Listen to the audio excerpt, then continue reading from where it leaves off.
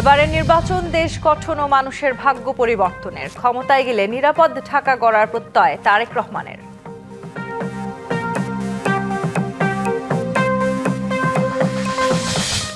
বিএনপির ফ্যামিলি কার্ডের প্রতিশ্রুতিকে মিথ্যা বললেন জামায়াত আমির। যারা পলাতক ছিল তারাই করছে চাঁদাবাজি।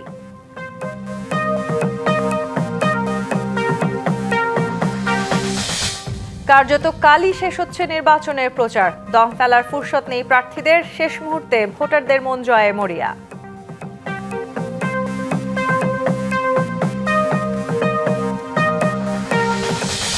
ভোটের প্রক্রিয়ায় সংখ্যালঘুদের বড় প্রতিবন্ধকতা ভয়। মত সংশ্লিষ্টদের অংশগ্রহণমূলক নির্বাচন নিশ্চিতে প্রস্তুত সরকার।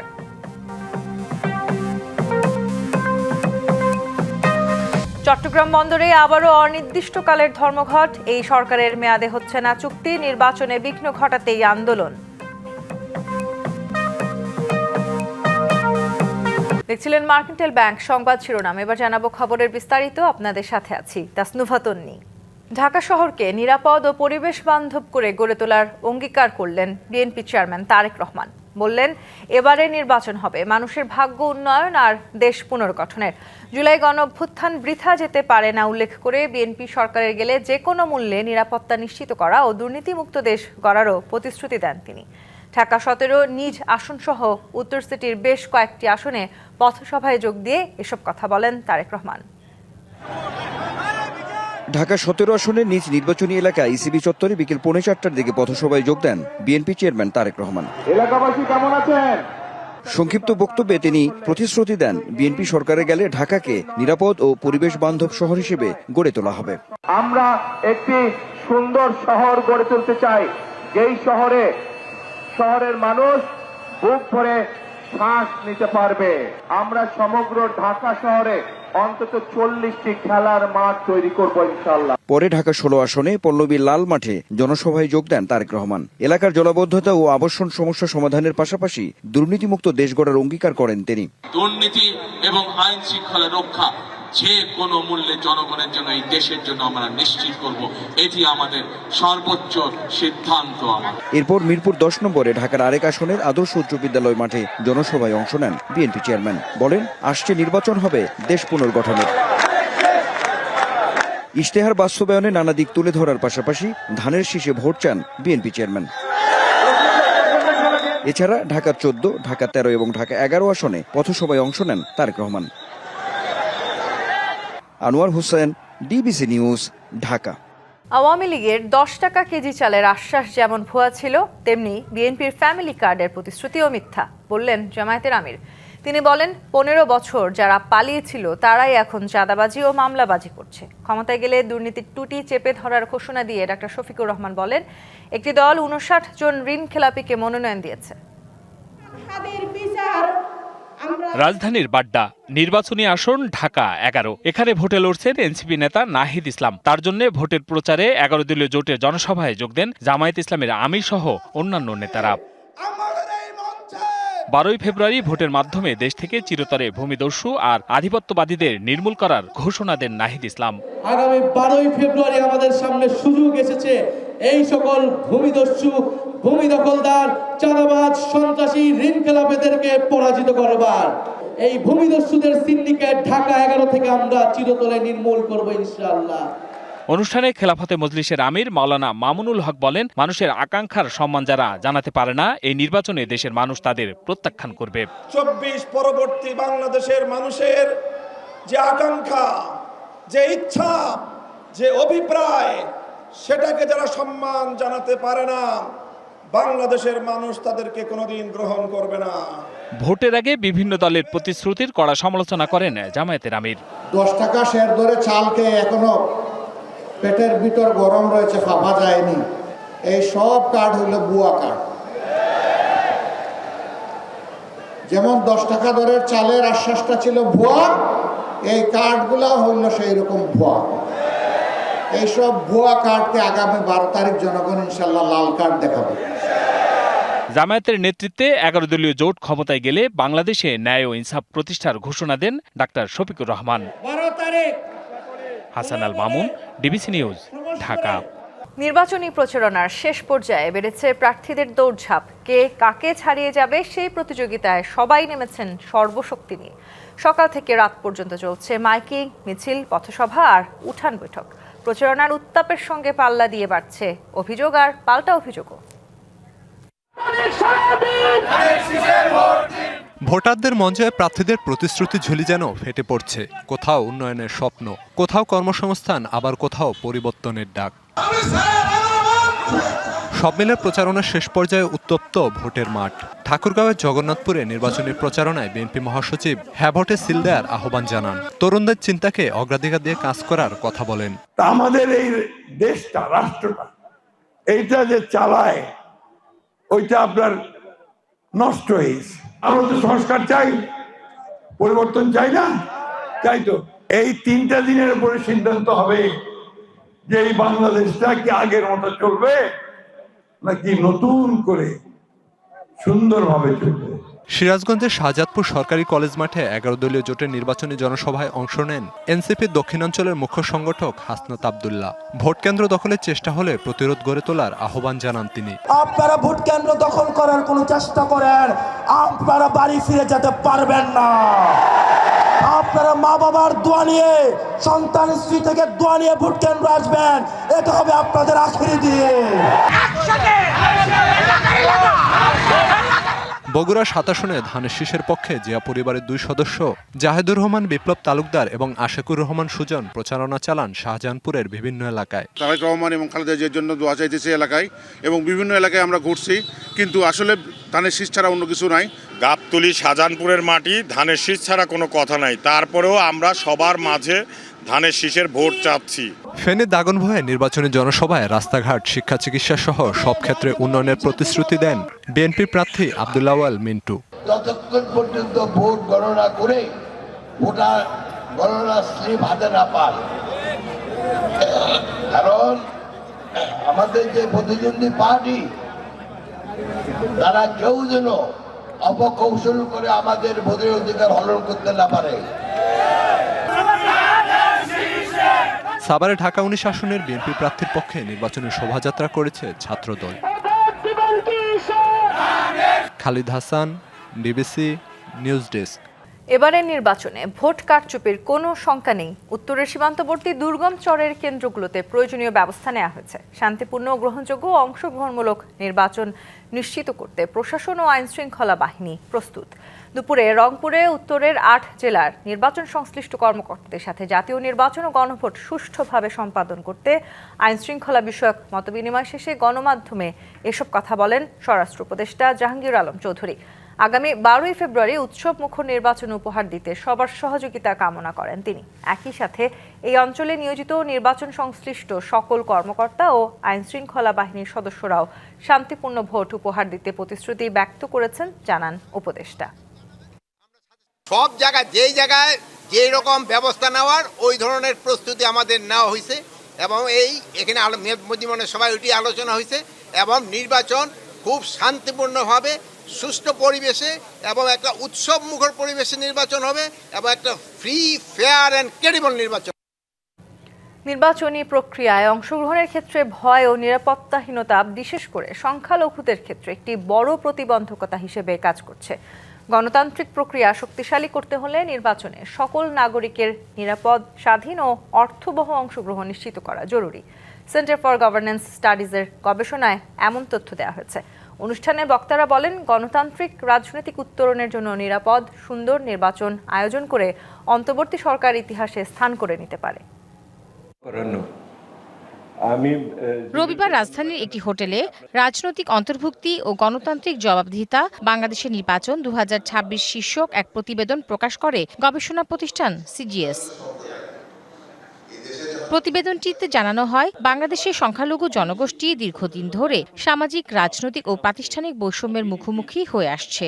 সংখ্যালঘু ভোটাররা মনে করেন নির্বাচনে অংশগ্রহণ করলে তারা সহিংসতা, ভয়ভীতি ও প্রতিশোধমূলক আচরণের ঝুঁকিতে পড়তে পারেন। যারা ক্ষমতায় যাবেন তারা ক্ষমতায় গিয়ে সেই অঙ্গীকারগুলো কতটা রক্ষা করছেন সেটাও আমরা ট্র্যাক করব। একই সঙ্গে আমরা এটাও ট্র্যাক করব যারা বিরোধী দলে থাকবেন তারা যে অঙ্গীকারগুলো করেছিলেন কতটা সোচ্চার থাকছে। অনুষ্ঠানে বক্তারা বলেন, সংখ্যালঘুদের সমস্যা জাতীয় সমস্যা হিসাবে দেখতে হবে। দেশের অভ্যন্তরীণ সমস্যা যেন ভূ রাজনৈতিক কারণে প্রভাবিত না হয়। ওই ধর্মীয় সংখ্যালঘু মানুষ তাদের নিরাপত্তাকে নিশ্চিত করতে হবে। এই সরকার তার সর্বশেষ ভালো কাজটি যদি করে যেতে পারে তাহলে ইতিহাসের পাতায় সেই জায়গাটাতে তার কিছুটা স্থান পাওয়ার সুযোগ হলেও হতে পারে। সমস্যাগুলোকে জাতীয়ভাবে দেখতে হবে, যেন কোনো ভূ রাজনৈতিক কৌশলের কাছে জিম্মি না হয়ে যায়। যে মনোনয়ন বাণিজ্য এবং টাকা দিয়ে ভোট কেনা বেচা, তো এগুলো হলো ওই যে দুর্বৃত্তায়িত রাজনীতি, দুর্বৃত্তায়িত নির্বাচনী অঙ্গন আর দুর্বৃত্তায়িত রাজনৈতিক অঙ্গন, তারই প্রতিফলন। এর মাধ্যমে টাকার খেলার মাধ্যমেই কিন্তু ওই দুর্বৃত্তায়িত রাজনৈতিক অঙ্গন এবং নির্বাচনী অঙ্গন টিকে থাকে। যখন সংঘাত একটা জাতির সংস্কৃতি হয়ে দাঁড়ায় এবং সহিংসতা তার ভাষা হয়ে দাঁড়ায়, সেই মুহূর্তে গণতান্ত্রিক প্রক্রিয়া সেখানে অত্যন্ত বিপন্ন থাকে। প্রতিবেদনের সুপারিশে নির্বাচনের আগে, নির্বাচনের সময় এবং পরে সংখ্যালঘুদের নিরাপত্তা নিশ্চিত করা, প্রাতিষ্ঠানিক নিরপেক্ষতা ও জবাবদিহিতা এবং রাজনৈতিক দলগুলির মধ্যে সংখ্যালঘু প্রতিনিধিত্বের ওপর জোর দেওয়া হয়। Tahsina Jessy, DBC news, Dhaka. দেশ জুড়ে বইছে নির্বাচনের জোর হাওয়া। 12 ফেব্রুয়ারি হবে ত্রয়োদশ জাতীয় সংসদ নির্বাচনের ভোট গ্রহণ। এ নিয়ে কি ভাবছেন সাধারণ মানুষ থেকে শুরু করে আগামী জনপ্রতিনিধিরা, সে কথা জানাতে ডিবিসি নিউজের ইলেকশন এক্সপ্রেস ছুটে যাচ্ছে সব সংসদীয় আসনে। এখন রয়েছে সংসদীয় আসন 277, লক্ষ্মীপুর 4-এ। সিএসআরএম ডিবিসি ইলেকশন এক্সপ্রেস আছে লক্ষ্মীপুর জেলায়। এই মুহূর্তে আমাদের সাথে অতিথি হিসেবে যুক্ত আছেন লক্ষ্মীপুর 4 আসনে বাংলাদেশ জামায়াতে ইসলামী মনোনীত প্রার্থী AR হাফিজুল্লাহ।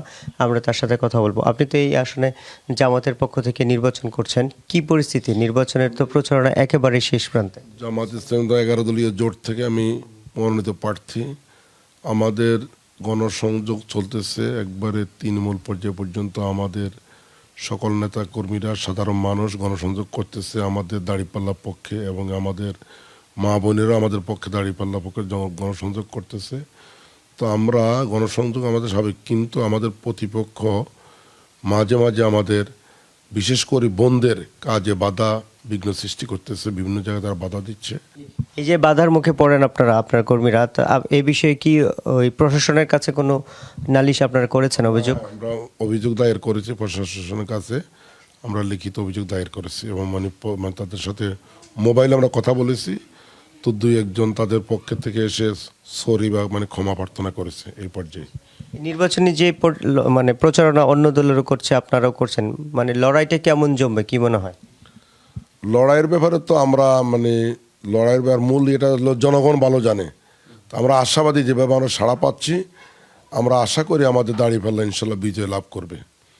এই যে মানুষের দ্বারে দ্বারে যাচ্ছেন, মানুষ আসলে কি চায়, কি ধরনের উন্নয়ন চায়, সেই বিষয়গুলো কি আপনাদের শেয়ার করেন? সবচেয়ে উন্নয়ন চায়, বিশেষ করে মানুষ বিগত সরকারের সময় মানুষ সবচেয়ে বেশি নির্যাতিত হয়েছে। অনেকে আজকে একটু গেলাম, একদম মানুষ তার পুরো ঘরটাকে তারা কোবাইয়া সম্পূর্ণ, মানে সে জামাত সমর্থিত ছিল, ঘরটাকে কোবাইয়া কুড়াল দিয়া বিভিন্ন ধরনের মানে শেষ করে দিছে। আর মানুষ আসলে শান্তি চায়, মানুষ চায় যেন তারা ঠিকমতো খেতে পারে, তাদের কর্মসংস্থানগুলো ঠিকমতো চলতে পারে। আর বিশেষ করে রাস্তাঘাটের উন্নয়ন। আমাদের এই অঞ্চলে সবচেয়ে রাস্তাঘাটের অবস্থা খুবই খারাপ, ভয়াবহ অবস্থা। আর আপনারা জানেন আমাদের এই কমলনগর আমুদির নদীমাতৃক এলাকা, মেঘনার করার গ্রাসে আমাদের গোড়া একবারে কয়েকটা ইউনিয়ন পুরো নদী গর্ভে বিলীন হয়ে গেছে, এবং নদীর গর্ভে বিলীন হওয়ার কারণে অনেক কয়েকটা ইউনিয়ন, প্রায় 60টা ইউনিয়ন উল্লেখযোগ্য অংশ পুরো ভেঙে গেছে। এই জন্য আমি মনে করি আমাদের মানে ভোটারদের জন্য আমার অনুরোধ থাকবে, তারা যেন আগামী নতুন বাংলাদেশ, এবং আমাদের জুলাই আন্দোলনে তাদের একটা স্লোগান ছিল মাদক মুক্ত, দুর্নীতি মুক্ত, সন্ত্রাস মুক্ত একটি বাংলাদেশ গড়া, নতুন একটি বাংলাদেশ গড়া। সে প্রত্যয়ে আমরা সবাইকে নিয়ে একসাথে চলতে চাই। আমরা যেন আগামী দিনে তারা দাঁড়িপাল্লা মার্কায় সমর্থন দিবে, আমরা এই প্রত্যাশা কামনা করি, এবং আমরা যেন একটা নতুন বাংলাদেশ গড়তে পারি। আমাদের সাথে যুক্ত হওয়ার জন্য আপনাকে অসংখ্য ধন্যবাদ। সিএসআরএম ডিবিসি ইলেকশন এক্সপ্রেস আজ আরও কিছুটা সময় থাকবে এই জেলা, এবং পরবর্তী সংবাদে নতুন কোনো প্রার্থী নিয়ে আপনাদের সামনে আবারও হাজির হব। ততক্ষণ আমাদের সাথে থাকুন, ভালো থাকুন। ত্রয়োদশ জাতীয় সংসদ নির্বাচন সামনে রেখে জাতির উদ্দেশ্যে ভাষণ দিচ্ছেন জাতীয় নাগরিক পার্টির আহ্বায়ক নাহিদ ইসলাম। ভাষণটি রাষ্ট্রীয় টেলিভিশন বিটিভি সরাসরি সম্প্রচার করছে। বিচার ব্যবস্থাতেও প্রভাবশালীদের জন্য অবৈধ ও বিশেষ সুযোগ তৈরি করা হয়েছে। ক্ষমতার কাছাকাছি থাকা রাজনীতিক, আমলা ও দুর্নীতিগ্রস্ত ব্যবসায়ীদের একটি চক্র রাষ্ট্রীয় সম্পদ, ব্যাংক ব্যবস্থা এবং উন্নয়ন প্রকল্পকে ব্যবহার করে নিজেদের সম্পদ বাড়িয়েছে, আর সাধারণ মানুষের জীবনের মৌলিক প্রয়োজন পূরণের সংগ্রামী ব্যস্ত থেকেছে। বাংলাদেশের উন্নয়ন পরিকল্পনা গড়ে উঠেছে রাজধানী ঢাকাকে কেন্দ্র করে। পরিকল্পিতভাবে এই মহানগর ও তার আশেপাশে বসবাসকারী 2 কোটি মানুষের চাহিদা পূরণের লক্ষ্যে বড় বড় সব অবকাঠামো, অর্থনৈতিক সুযোগ সুবিধা, শিক্ষা ও চিকিৎসা ব্যবস্থা গড়ে তোলা হয়েছে। আর এদের মাথার উপরে বসে রাজধানী কেন্দ্রিক একটি ছোট্ট ধনিক শ্রেণী তৈরি হয়েছে, যারা অসৎ উপায়ে রাষ্ট্রীয় সম্পদ নিজেদের মধ্যে ভাগাভাগি করে নিয়েছে। অথচ প্রকৃত উন্নয়ন হলে তা দেশের সব অঞ্চলে সমানভাবে বিস্তৃত হওয়ার কথা ছিল। গ্রাম, মফস্বল, শহর ও দেশের প্রান্তিক জনগোষ্ঠীর উন্নয়নের আকাঙ্ক্ষিত জনদাবি উপেক্ষিতই রয়ে গিয়েছে। এই বৈষম্যমূলক ব্যবস্থার বিরুদ্ধেই জুলাই বিপ্লব ছিল একটি গণবিদ্রোহ, যার লক্ষ্য ছিল পুরনো বন্দোবস্ত ভেঙে ন্যায়ভিত্তিক রাষ্ট্র কাঠামো প্রতিষ্ঠা করা। কিন্তু পুরনো ব্যবস্থার সুবিধাভোগীরা আবারও পূর্বেকার দুর্নীতিগ্রস্ত, বেইনসাফের বৈষম্যমূলক কাঠামো ফিরিয়ে আনতে পূর্ণ রাজনৈতিক শক্তি নিয়ে নির্বাচনের মাঠে নেমে পড়েছে। ফ্যাসিস্ট যুগে সংগঠিত গুম, খুন, নির্যাতন, মিথ্যা মামলা ও হামলার বিচার হবে। দীর্ঘ 15 বছর ফ্যাসিবাদী শাসনে খুনি হাসিনা গুম, হত্যা, বিনা বিচারে কারাবন্দী, হামলা, নির্যাতন, মিথ্যা মামলা করার ক্ষেত্রে পুরো রাষ্ট্রযন্ত্রকে ব্যবহার করেছে। এতে আওয়ামী লীগ ও তার ছাত্রলীগ সহ সকল অঙ্গ সংগঠন, police, RAB, BJP, DGFI, NSI এমন সকল সরকারি বাহিনী ও সংস্থাকে সক্রিয়ভাবে কাজে লাগিয়েছে। তার এই অপকর্মে ব্যবহৃত হয়েছে জনপ্রশাসন, বিচার বিভাগ, সশস্ত্র বাহিনী সহ রাষ্ট্রের সকল প্রতিষ্ঠান। 24-এর গণ অভ্যুত্থান ও জুলাই বিপ্লব সম্পন্ন হওয়ার পরে এর সবগুলোই ভেঙে পড়েছে। এতে নেতৃত্ব প্রদানকারী হোমরা চোমরাদের কিছু লোক পালিয়েছে, কিছু বিচারের আওতায় এসেছে, অনেককে আনার চেষ্টা করা হচ্ছে। বহু সামরিক, বেসামরিক আমলা ও বিচারক এখনও কর্মে নিয়োজিত রয়েছে। জুডিশিয়ারি, সিভিল সার্ভিস ও পুলিশ বিভাগের শীর্ষ নেতৃত্ব ভেঙে পড়লেও ডিফেন্স সার্ভিস এখনও অটুট রয়েছে। তবে হাজার হাজার খুনি, লুটেরা, অপরাধীদের সেনানিবাসে আশ্রয় নেওয়া, সেখান থেকে নিরাপদে দেশান্তরিত হওয়া, কর্মস্থল থেকে কিছু জেনারেলের পালিয়ে যাওয়া, অবসরপ্রাপ্তদের বহির্রাষ্ট্রে আশ্রয় নেওয়া ইত্যাদি আমাদের জন্য ছিল অনাকাঙ্ক্ষিত। আমরা স্পষ্ট ঘোষণা দিচ্ছি, বিভিন্ন বাহিনীর ভেতরে গুম, খুন, নির্যাতন, দুর্নীতি ও লুটপাটের সঙ্গে জড়িত লুকিয়ে থাকা সকল অপরাধীকে শনাক্ত করা হবে। তদন্ত ও বিচার প্রক্রিয়া সম্পন্ন করে প্রকৃত দায়ীদের বিচারের আওতায় এনে শাস্তি বিধান করা হবে। খুনি হাসিনাকে উৎখাত করার পর এই সকল অপরাধীকে গ্রেফতার ও আইনশৃঙ্খলা পরিস্থিতি নিয়ন্ত্রণের জন্য ম্যাজিস্ট্রেসি ক্ষমতা দিয়ে সারা দেশে সশস্ত্র বাহিনীকে নামানো হয়েছে। অপারেশন ডেভিল হান্ট শুরু হলেও অপরাধীদের শনাক্ত করা, অস্ত্র উদ্ধার, গ্রেফতারের মতো কোনো উল্লেখযোগ্য কাজ হয়নি। গুম বিষয়ক কমিশন 1850-টির বেশি অভিযোগ নিয়ে কাজ করেছে, কিন্তু দুঃখজনকভাবে নিরাপত্তা বাহিনীর ভেতরে লুকিয়ে থাকা ফ্যাসিবাদের দোসররা তথ্য ও আলামত নষ্ট করে তদন্ত ও বিচার প্রক্রিয়াকে বাধাগ্রস্ত করার চেষ্টা করছে। অন্তর্বর্তী সরকারের সঙ্গে বিভিন্ন ক্ষেত্রে এরা অসহযোগিতা করেই চলছে।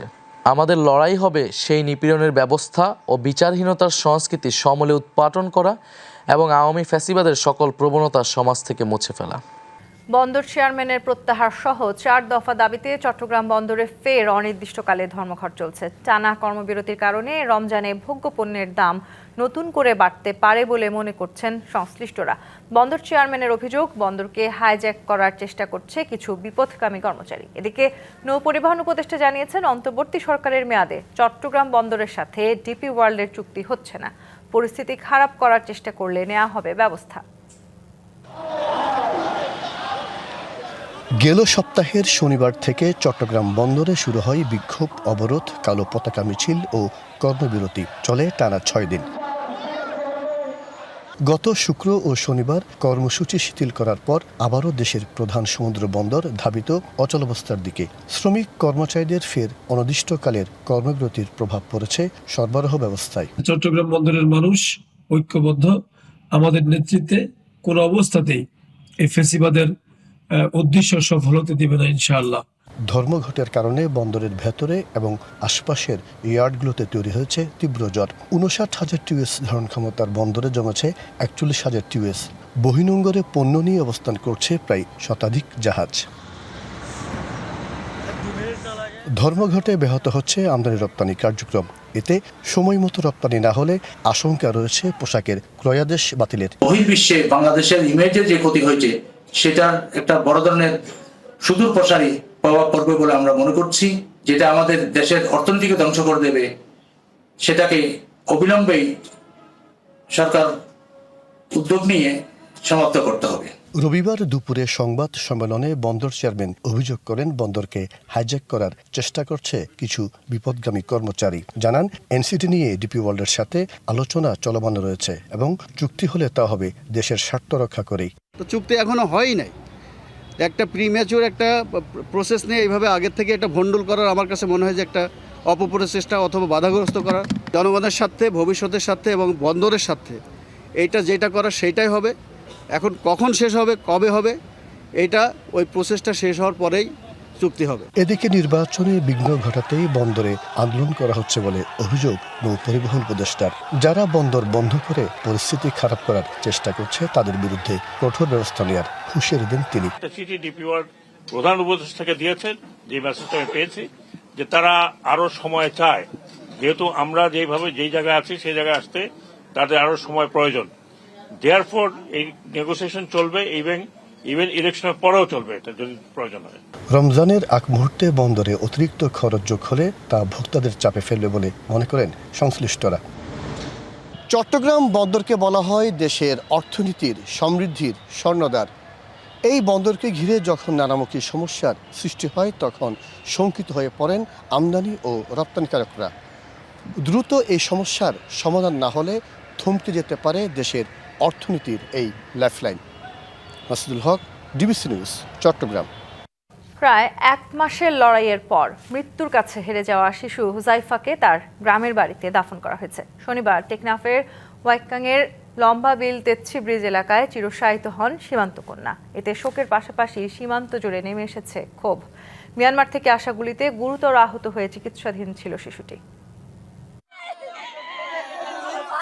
11 জানুয়ারি মিয়ানমারের অভ্যন্তরে সংঘর্ষের সময় একটি গুলি এসে লাগে টেকনাফের 9 বছরের শিশু হোজাইফা সুলতানার মাথায়। টেকনাফ উপজেলা স্বাস্থ্য কমপ্লেক্সে প্রাথমিক চিকিৎসার পর ভর্তি করা হয় চট্টগ্রাম মেডিকেলে।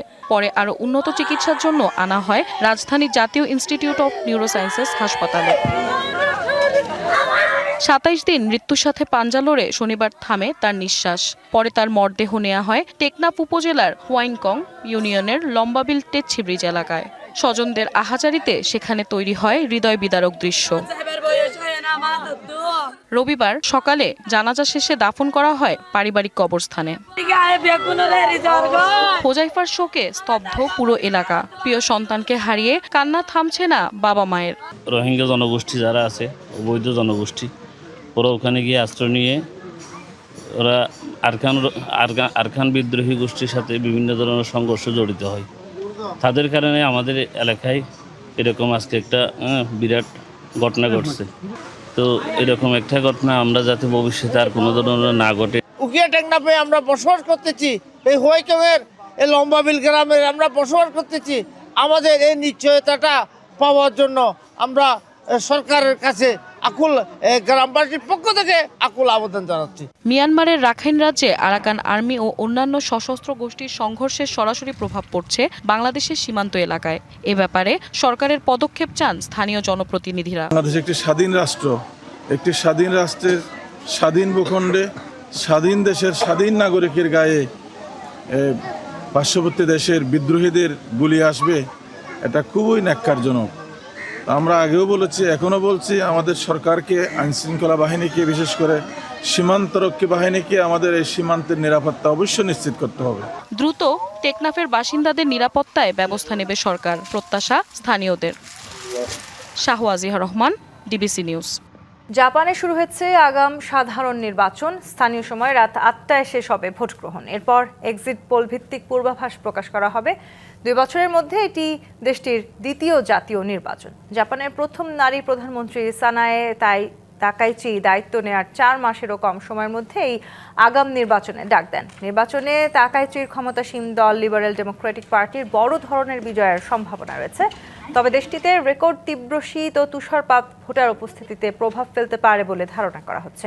জনমত জরিপ অনুযায়ী তাকাইচির নেতৃত্বাধীন রক্ষণশীল জোট 465 আসনে নিম্নকক্ষে প্রায় 300 আসন পেতে পারে, যা বর্তমানে তাদের দখলে থাকা 233 আসনের তুলনায় অনেক বেশি। থাইল্যান্ডে সংসদ নির্বাচন ও গণভোট অনুষ্ঠিত হচ্ছে আজ। স্থানীয় সময় সকাল 8টা থেকে ভোট গ্রহণ শুরু হয়ে চলবে বিকেল 5টা পর্যন্ত। জনমত জরিপগুলোর আভাস অনুযায়ী এবারের নির্বাচনে সবচেয়ে বেশি আসন পেতে যাচ্ছে পিপলস পার্টি। তবে বিশ্লেষকদের মতে সরকার গঠনের দৌড়ে সুবিধাজনক অবস্থানে রয়েছে তত্ত্বাবধায়ক প্রধানমন্ত্রী অনুতিন চান ভিরাকুলের নেতৃত্বাধীন রক্ষণশীল দল বুমজাই থাই পার্টি। তবে সামরিক সমর্থিত দলগুলোর বিরোধিতার কারণে সরকার গঠন কঠিন হতে পারে। দেশটির 500টি সংসদীয় আসন ঝুঁকির মুখে থাকায় কোনো দলই একক সংখ্যাগরিষ্ঠতা পাবে না বলে জোট সরকার গঠনের সম্ভাবনা বেশি। একই সঙ্গে এবারের নির্বাচনে 2017 সালের সামরিক সংবিধান পরিবর্তনের প্রশ্নে হচ্ছে গণভোটও। সবশেষ 2023 সালে দেশটিতে সংসদ নির্বাচন হয়। বিসিবির পরিচালকদের নিয়ে ভাইরাল ছবিটি এআই দিয়ে তৈরি, দাবি সহসভাপতি ফারুক আহমেদের। ছবিতে দেখানো আঙুল তার না বলে ব্যাখ্যা ফারুকের। নেতিবাচক সাংবাদিকতা ক্রিকেটের জন্য ভালো না মনে করেন তিনি। এছাড়া বাংলাদেশের প্রতি আইসিসি সুবিচার না করায় বিশ্বকাপ খেলতে পারেনি অভিযোগ ফারুকের। পরিচালকদের বিতর্কিত কর্মকাণ্ডে অস্বস্তিতে বিসিবি। বোর্ডের উত্তপ্ত পরিস্থিতিতে আগুনে ঘি ঢেলেছে সম্প্রতি ভাইরাল হওয়া একটি ছবি, যেখানে দেখে মনে হচ্ছিল 3 পরিচালক ব্যস্ত ছিলেন উত্তপ্ত বাক্য বিনিময়ে। পরবর্তীতে সামাজিক মাধ্যমে এমন অভিযোগের পাল্টা জবাব দিয়েছিলেন পরিচালক খালেদ মাসুদ পাইলট। এবার গণমাধ্যমের সামনে সহসভাপতি ফারুক আহমেদের দাবি ছবিটি এআই দিয়ে তৈরি, এমনকি ছবিতে যে আঙুল দেখানো হয়েছে সেটিও তার না। ছবিটা আমার মনে কিছু এআই করা হয়েছে ছবিটাতে। আসলে এরকম কোনো সিচুয়েশন হয়েছে আমাদের তো absolutely it was a conversation. আর আপনার ছবি যদি ভালো করে খেয়াল করেন, আমি মনে হয় আমার আঙ্গুলটা, এটা আমার আঙ্গুল না। এই আঙ্গুলটা কোত্থেকে আসছে আমি জানি না।